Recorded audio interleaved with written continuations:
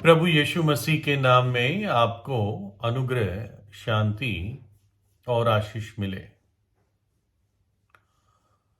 एक समय था जब मिसिसिपी नदी, अमेरिका की एक बड़ी नदी है, उस पर कोई भी ब्रिज नहीं था। मतलब उस नदी को पार करने के लिए कोई भी पुल नहीं था। तो एक यात्री था जो ट्रैवल कर रहा था, उसको इस बात का कोई अ, अंदाजा नहीं था।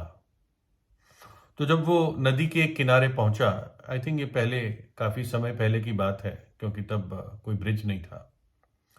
तो जब वो नदी के किनारे पहुंचा, उसने देखा कि ये नदी कैसे पार करूंगा, यहाँ तो कोई ब्रिज ही नहीं है, कोई पुल ही नहीं है।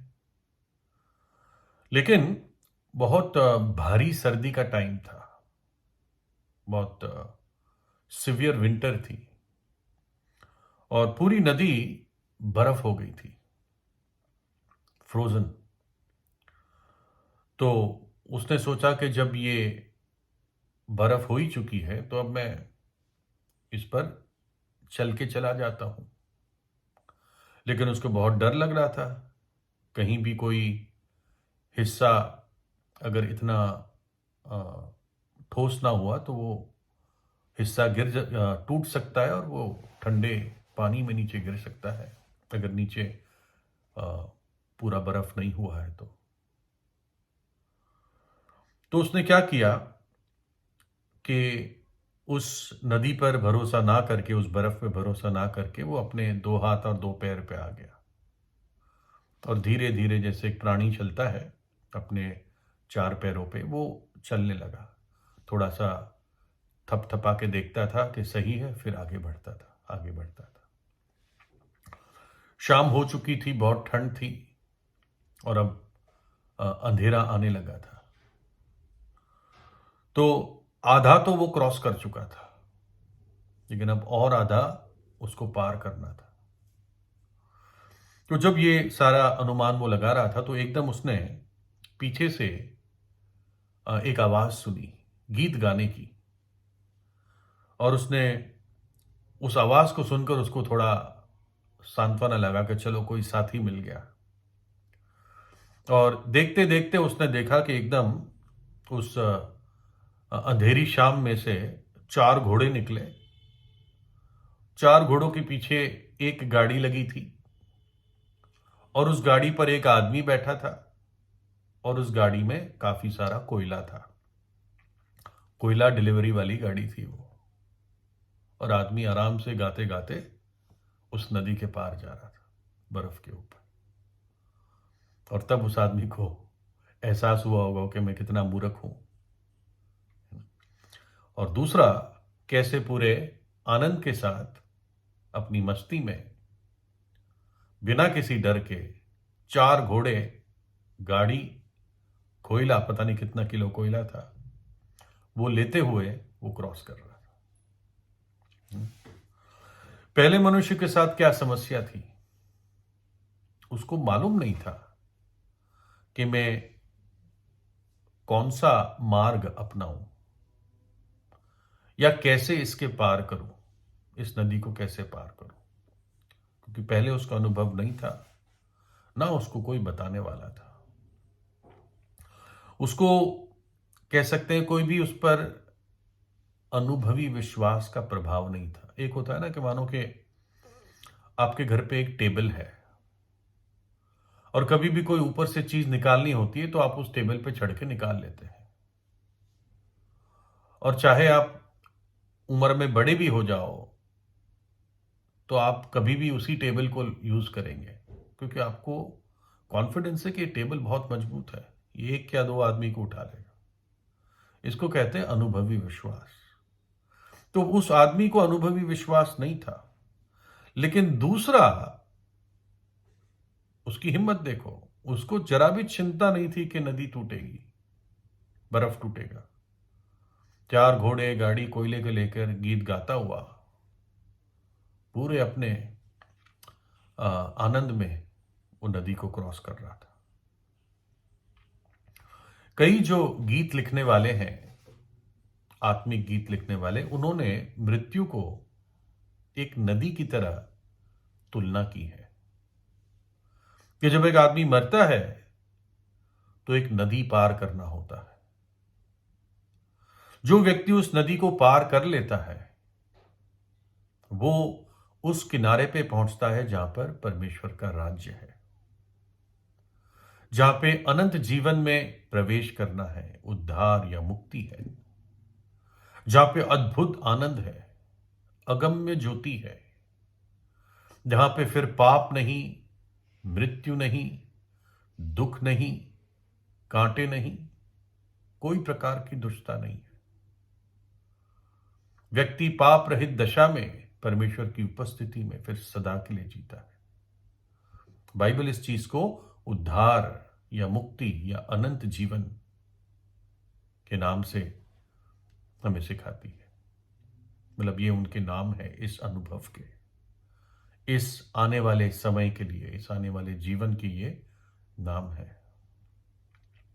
लेकिन जो व्यक्ति इस नदी को पार नहीं कर सकता, अब कौन सा व्यक्ति इस नदी को पार नहीं कर सकता? वो व्यक्ति जो पाप का भार लेकर इस नदी को पार करने की कोशिश करता है, और तब वो व्यक्ति उस नदी में ही डूब जाता है और अनंत काल के दंड में चला जाता है,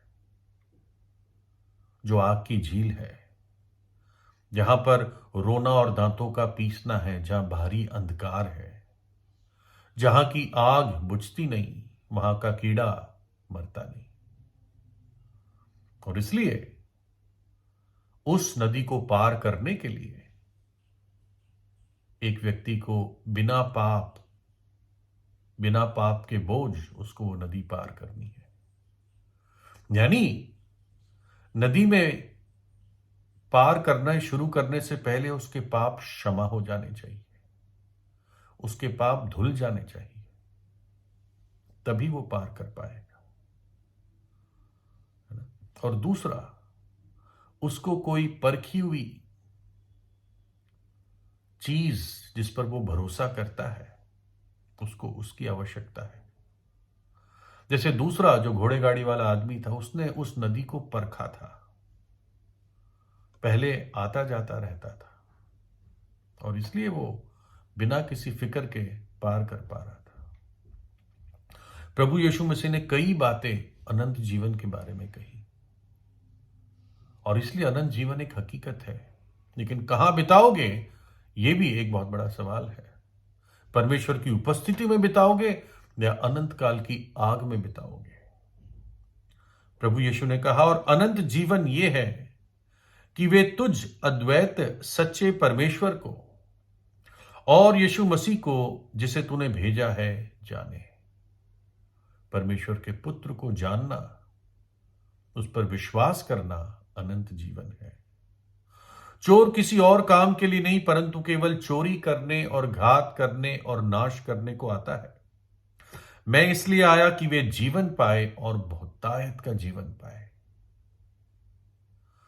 मेरी भेड़ें मेरी आवाज सुनती है और मैं उन्हें जानता हूं और वे मेरे पीछे पीछे चलती है। प्रभु अपने लोगों को मेरी भेड़ें कहता है, और मैं उन्हें अनंत जीवन देता हूं और वे कभी नाश न होगी और कोई उन्हें मेरे हाथ से छीन नहीं पाएगा। प्रभु यीशु अनंत जीवन देने आया। परमेश्वर का वरदान प्रभु यीशु मसीह में अनंत जीवन है, लेकिन पापों की मजदूरी मृत्यु है। जो पाप में मरता है वो भयंकर दंड में चला जाता है, वो उस नदी को पार नहीं कर पाता। इसलिए हमारा सृष्टिकर्ता जो हमसे प्रेम करता है, जो नहीं चाहता है कि हम नाश हो जाए, हम अनंत काल के दंड में चले जाए, इसलिए परमेश्वर मनुष्य के रूप में इस धरती पर आ गया। भक्ति का भेद बड़ा गंभीर है। ईश्वर शरीर में प्रकट हुआ, एक कुमारी के जरिए वो जन्म लिया। पाप रहित उसका स्वभाव और पाप रहित उसने जीवन बिताया, और कलवरी के क्रूस पर उसी पाप रहित ने, उसी पवित्र जन ने हम सभी पापियों का, इस जगत के पापों को बोझ अपने ऊपर उठा लिया, उस दंड को, सजा को, श्राप को अपने ऊपर उठा लिया और परमेश्वर के सारे दंड को उसने सह लिया। वो क्रोध उस पर उंडेला गया जो पाप के प्रति था, क्योंकि उसने हमारे पापों को अपने ऊपर ले लिया, अपना पवित्र लहू बहा दिया, ताकि पापी जब विश्वास करता है, पश्चाताप करता है, तो यीशु का लहू उसको धो देता है और मृतकों में से तीसरे दिन जी उठा। अनंत काल तक सदैव जीवित परमेश्वर है।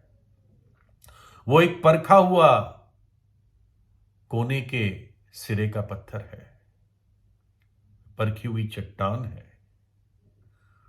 परमेश्वर का दास कहता है, इस कारण मैं इन दुखों को भी उठाता हूं, पर लजाता नहीं, क्योंकि मैं उसे जिसकी मैंने प्रतीति की है, जिस पर मैंने विश्वास किया है, उसको मैं जानता हूं और मुझे निश्चय है कि वह मेरी थाती की उस दिन तक रखवाली कर सकता है।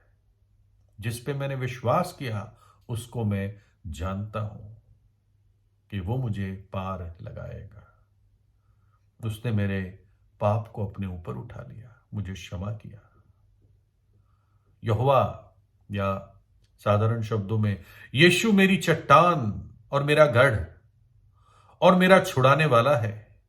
मेरा ईश्वर, मेरी चट्टान जिसका मैं शरणागत हूं, वो मेरी ढाल और मेरी मुक्ति का सींग है और मेरा ऊंचा गढ़ है। कितने सारे शीर्षक परमेश्वर का दास प्रभु को देता है। मेरी चट्टान, मेरा गढ़, मेरा छुड़ाने वाला, मेरा ईश्वर, मैं उसका शरणागत हूं, मेरी ढाल, मेरे मुक्ति का सींग, मेरा ऊंचा गढ़। उसने मुझे सत्यानाश के गड्ढे और दलदल की कीच में से निकाला और मुझको चट्टान पर खड़ा करके मेरे पैरों को दृढ़ कर दिया। उसने मुझे एक नया गीत सिखाया जो हमारे परमेश्वर की स्तुति का है। मेरे पैरों को चट्टान पर खड़ा किया और मुझे एक नया गीत सिखाया, है ना। इसलिए उस पर विश्वास करे, चक्कर देखो कि यीशु कैसा भला है। धन्य है वो व्यक्ति जो उस पर भरोसा करता है। तो इसलिए जीवन में पाप रख के और फिर मर जाना, ये भयानक बात है। इसलिए मनुष्य मन फिराए, पश्चाताप करे, प्रभु यीशु के चरणों पर आके क्षमा मांगे, और वो धर्मी और न्यायी है कि आपके पाप क्षमा करेगा और आपको सब अधर्म से शुद्ध करेगा। प्रभु यीशु आपको आशीष दे।